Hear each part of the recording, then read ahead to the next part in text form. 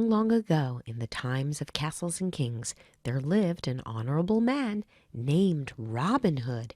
He was known throughout the land for his good deeds and for helping poor people, much to the dislike of the sheriff, who ruled with cruelty and greed, forcing high taxes on the poor. Robin lived as an outlaw in the forest to escape the sheriff, where he had gathered a band of merry men to live with him.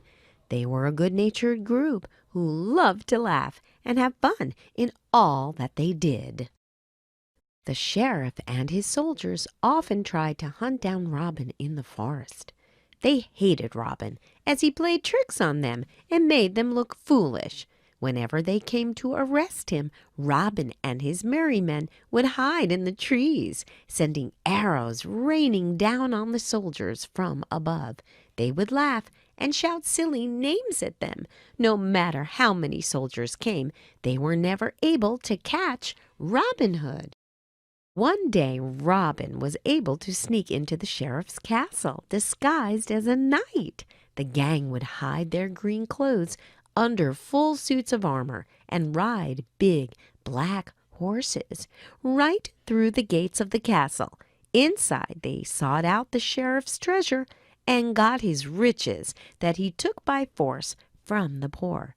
They found rooms filled from floor to ceiling with glittering gold coins. After they filled up their sacks in the castle, Robin would gambol through the streets, throwing gold coins through the windows of the townsfolk. Many were very poor because the sheriff would tax them so heavily, wanting the money for himself. When the coins rained down into their humble homes, they cried tears of joy. They would be able to eat again, all thanks to the bravery and good hearts of Robin and his merry men. One day a messenger came to Robin's forest den with news of an archery competition. The prize would be a golden arrow. Robin was famous for being the best archer in all the land, able to hit a target from miles away. "It's a trap," said one of the merry men. "The sheriff knows you are a fantastic archer. He's using this competition to draw you into the castle so he can capture you." Robin was too brave to ever back down from a challenge. He decided to hatch a plan. The day of the competition came. The crowds were huge, and 10 brave contestants lined up to take their shots. The sheriff asked in a whisper, "Has Robin come?" But his servants shook their heads. "We will spread the word about what a coward he is," said the sheriff. "He is too afraid to test his skills or to face me. He knows I'm braver and smarter than him." The competition began. 2 archers stood out above the rest: William, the sheriff's best knight, and the strange man in a big black cloak and a wide-brimmed hat. After many rounds, only these 2 contestants remained. It was time for the last arrow to be shot. The champion of this round would be declared the best shooter in the entire kingdom, winning the golden prize. William went first, shooting his arrow dead into the center of the target. The crowd went wild. There was no way the mysterious second shooter could beat that. The sheriff clapped. "Perfect, my boy," he said. Finally, it was the turn of the cloaked man.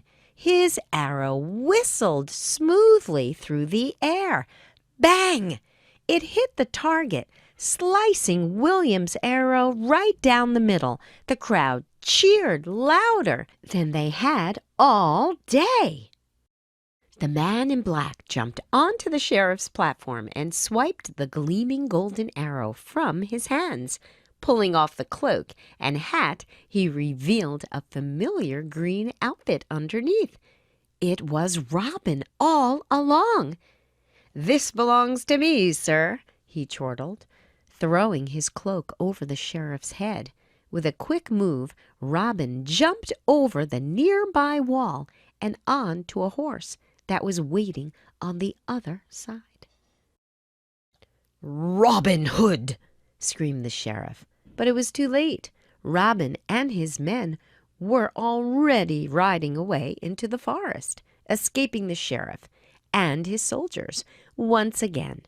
Robin was so pleased he had grabbed the golden arrow. He knew he could sell it and give the money to the poor people who needed it.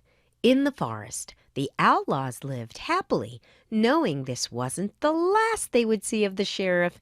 There were plenty more pranks to come.